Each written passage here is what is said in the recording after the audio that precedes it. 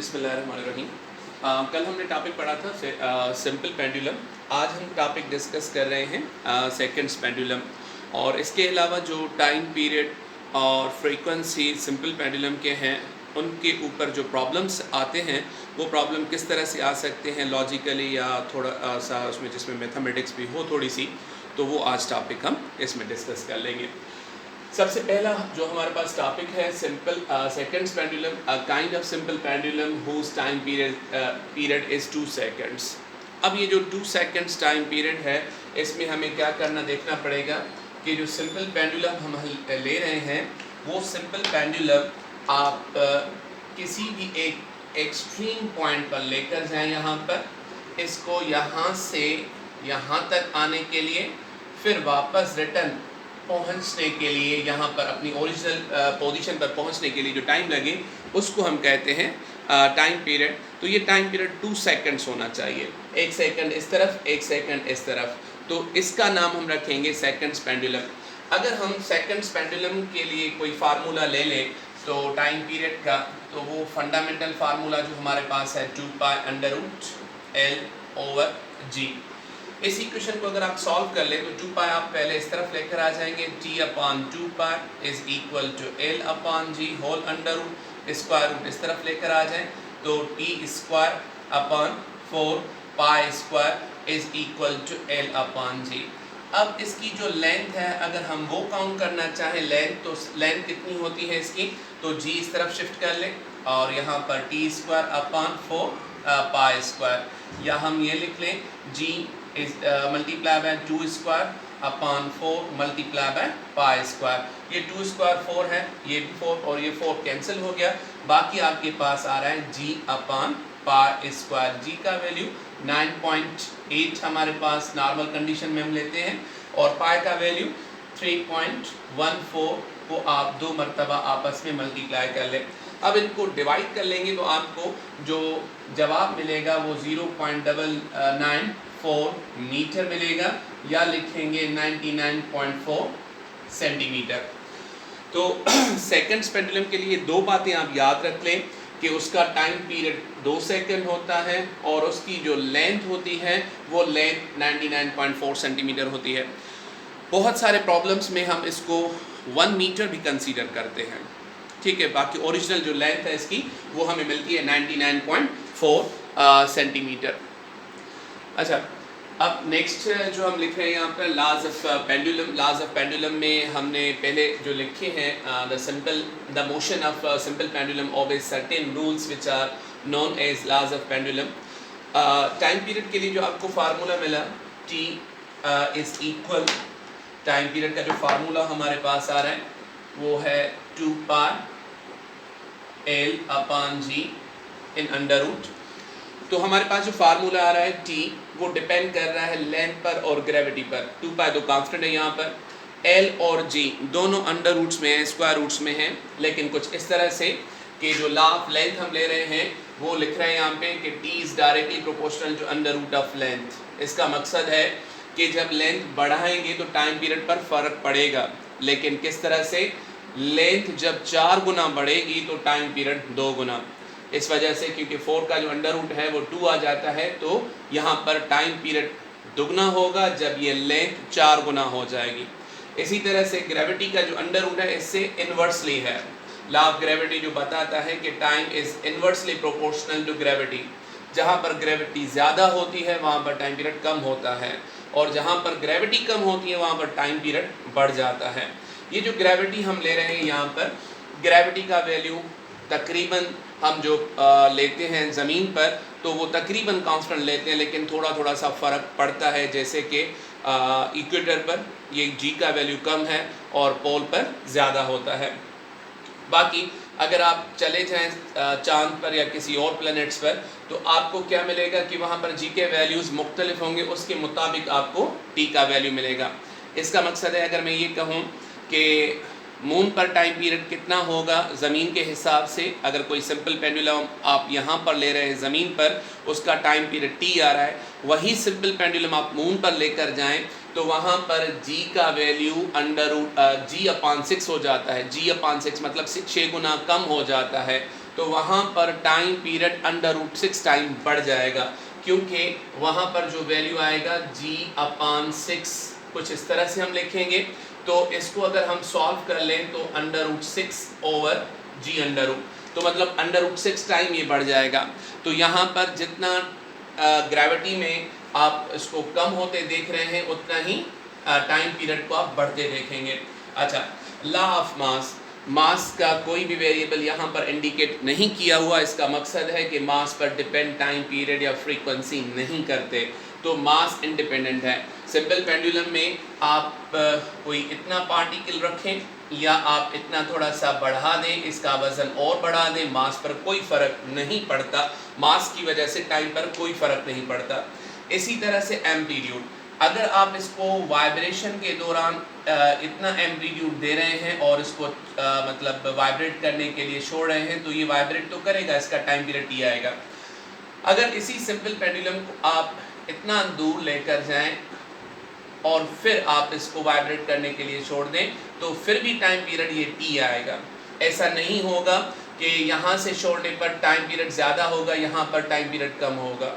इसकी लॉजिक अगर हम समझना चाहें तो ये है कि अगर हम इसको इतनी डिस्प्लेसमेंट एम्पलीट्यूड देकर वाइब्रेट कर रहे हैं, तो यहाँ पर इसको डिस्टेंस कम कवर करना है और यहाँ पर इसकी जो वेलोसिटी होगी वो भी कम होगी, लेकिन यहाँ पर इसकी डिस्प्लेसमेंट बढ़ जाएगी और इसके साथ इसकी वेलोसिटी भी बढ़ जाएगी। आपको पता है कि जो हमने वेलोसिटी का फार्मूला लिखा था वो हमारे पास था x0 ω।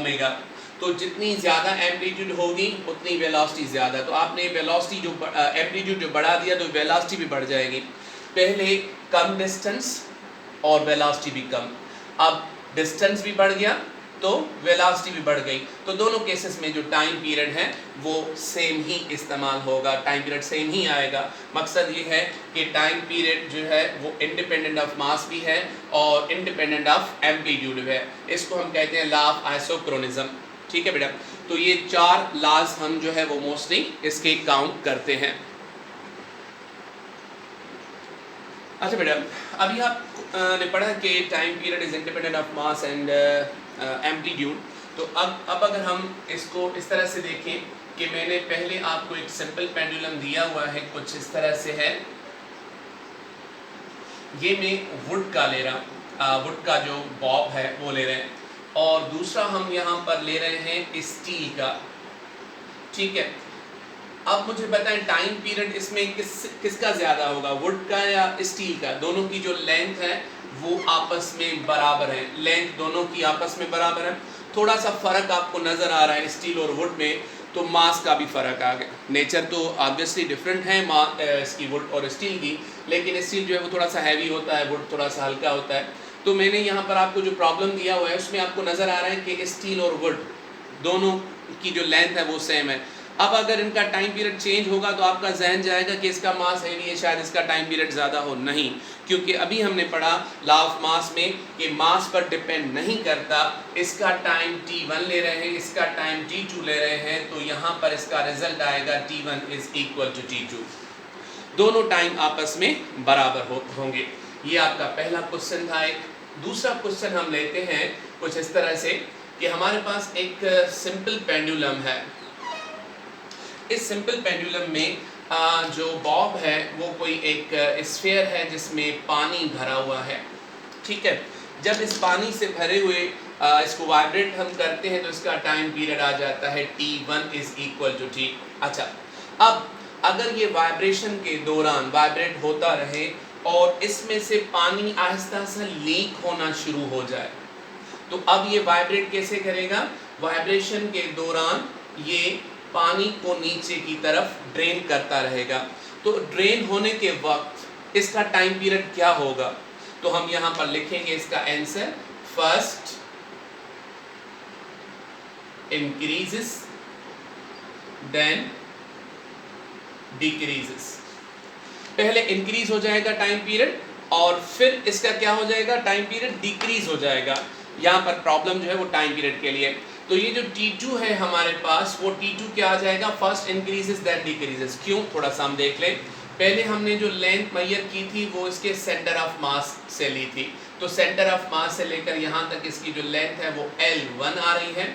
लेकिन जब इसका पानी नीचे की तरफ ड्रेन होता जाएगा तो सिंपल पेंडुलम का जो सेंटर ऑफ मास है वो थोड़ा सा नीचे आ जाएगा, तो इसकी लेंथ बढ़ गई। अगर लेंथ बढ़ रही है तो हमने पहले फार्मूला देखा कि time period is directly proportional to under root of length, तो लेंथ बढ़ेगी तो टाइम पीरियड बढ़ेगा। अच्छा, पानी ड्रेन होते होते होते होते बिल्कुल पानी खत्म हो जाएगा। जब पानी खत्म हो जाएगा तो इसका जो सेंटर ऑफ मास है फिर अपनी ओरिजिनल जगह पर आ जाएगा।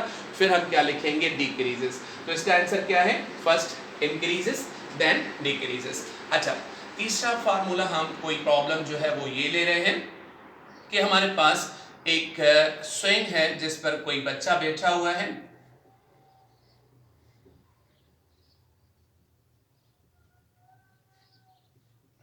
बैठकर इस तरह से स्विंग कर रहा है। इस स्विंग के लिए जो इसका टाइम पीरियड मिल रहा है वो t1 is equal to t, और इसी सिंपल जो पेंडुलम की तरह मूव कर रहा है हमारे पास ये स्विंग, इसमें अब ये बच्चा खड़ा होकर वाइब्रेट कर रहा है। तो अब इसका टाइम पीरियड क्या होगा? मैंने यहाँ पर दो जो है वो स्विंग्स रखे हैं। दोनों स्विंग्स में एक ही बच्चा है, पहले इस तरह से बैठा हुआ है, फिर इस तरह से खड़ा होकर वाइब्रेट कर रहा है। तो यहाँ पर टाइम पीरियड t2 है, ठीक है। अब t1 is equal to t, जब ये बैठकर स्विंग कर रहा है तो इसका टाइम पीरियड जो हमें मिल रहा है वो t के बराबर है। अब इसी के ऊपर खड़े होकर अगर ये स्विंग करे तो फिर क्या होगा? इसका टाइम पीरियड बढ़ेगा या कम होगा या सेम ही रहेगा? आपका जहन शायद ये काम कर रहा है कि सेम ही होगा। नहीं, सेम नहीं होगा। इसमें टाइम पीरियड कुछ ना कुछ कम हो जाएगा, इस वजह से क्योंकि यहाँ पर इसकी जो सेंटर ऑफ मास से हम लेंथ लेंगे वो लेंथ अब इसकी कम हो गई, और यहाँ पर जो इसका सेंटर ऑफ मास है वो यहाँ तक है। तो सेंटर ऑफ मास से अगर लेंथ लें तो L1 is more greater than L2, तो यहाँ पर इसका L2 कम है। तो इस फार्मूला के हिसाब से T is directly proportional to under root L, length कम हो गई तो टाइम पीरियड कम हो जाएगा। तो T2 क्या लिखेंगे हम? T2 is less than T1, तो यहाँ पर टाइम पीरियड इसका हमें कम मिलेगा। अच्छा, इसी तरह से अगर हम कोई लिफ्ट एलिवेटर कंसीडर कर रहे हैं तो एलिवेटर हमारे पास कोई मूव करने के लिए होता है ऊपर और नीचे की तरफ। अगर इसमें कोई सिंपल पेंडुलम हम ले रहे हैं, जब इसकी वेलोसिटी जो है वो यूनिफॉर्म है, वेलोसिटी यूनिफॉर्म आप रखें या जीरो भी रख सकते हैं, इसको हम लिख रहे हैं r0। अच्छा, तो दो कंडीशन है, वेलोसिटी यूनिफॉर्म है और जीरो। तो अब इसकी जो वेलोसिटी यूनिफॉर्म है, इसके दौरान इसका जो टाइम पीरियड t1 है वो t मिल रहा है। मकसद सिंपल आपको मैं समझा लूं कि हमारे पास जो एलिवेटर है वो अभी रुका हुआ है, एक जगह पर साकिन है, रेस्ट में है। इसमें सिंपल पेंडुलम हैंग किया हुआ है ऊपर छत में। अगर इसको हम वाइब्रेट कर रहे हैं तो इस वाइब्रेशन के दौरान जो इसका टाइम पीरियड आ रहा है वो t आ रहा है। अच्छा, अब इस वेलोसिटी को यूनिफॉर्म और जीरो ये हम खत्म कर रहे हैं। ऊपर की तरफ एक्सीलरेशन अगर हम इसमें दे दें, अब ये ऊपर की तरफ एक्सीलरेट हो रहा है, तो फिर क्या टाइम पीरियड आ जाएगा? उसके लिए हमें लिखना पड़ेगा t2। अच्छा, अब आ जाए, आपने पढ़ा होगा इसमें मासलेस जो आप कंडीशन लेते हैं तो आप उसमें कंडीशन में जो आपके पास होता है कि एलिवेटर ऊपर जाए और नीचे आए, तो ऊपर जाने के वक्त एक्सेलरेशन का जो इफेक्ट है वो थोड़ा सा हमें बढ़ते हुए नजर आता है। उसमें अपेरेंट वेट आपको जो मिलता है Fw वो बराबर होता है mg प्लस a के तरफ। मतलब m मास तो सेम ही होगा लेकिन g प्लस a, इसमें जो इफेक्टिव एक्सेलरेशन है वो बढ़ जाती है। तो अगर ये ऊपर की तरफ जा रहा है तो अब इसका टाइम पीरियड हमें क्या मिलेगा? 2 pi under root L upon g plus a। अब इसका जो फार्मूला हमें मिल रहा है वो g प्लस a मिल रहा है, क्योंकि अब नीचे एक्सेलरेशन ड्यू टू ग्रेविटी तो वही है, लेकिन इफेक्टिव जो एक्सेलरेशन है ऊपर की तरफ जाने की वजह से इसका जो टाइम पीरियड है वो थोड़ा सा कम हो जाएगा। अच्छा, अगर इसी तरह से एक्सेलरेशन हम नीचे की तरफ ले लें, एक्सेलरेशन इसकी नीचे हो, तो फिर इसका जो टाइम पीरियड आ जाएगा उसको मैं t3 के साथ जाहिर कर रहा हूं। फिर इसका टाइम पीरियड होगा 2 pi under root L upon g minus a। इसमें हम यहाँ पर प्लस लिख रहे हैं तो यहाँ पर क्या आ जाएगा माइनस, क्योंकि हमें पता है जब ये कोई ऑब्जेक्ट नीचे की तरफ आता है तो उसका अपेरेंट वेट होता है एम जी माइनस ए के बराबर। तो नीचे की तरफ जब हम आते हैं तो हम खुद को थोड़ा सा हल्का फील करते हैं, ऊपर जाने के वक्त थोड़ा सा हैवी फील करते हैं। मास तो नहीं बढ़ता ना, ग्रेविटेशनल इफेक्ट जो है वो थोड़ा सा हम ज्यादा फील करते हैं। अच्छा, अपेरेंट होता है, जाहिर नहीं होता। अच्छा, इसके बाद अगर हम कोई एक ट्रेन की बात कर लें, इसमें अगर हम सिंपल पेंडुलम ले रहे हैं और इसकी वेलोसिटी आगे यूनिफॉर्म मिल रही है, हमें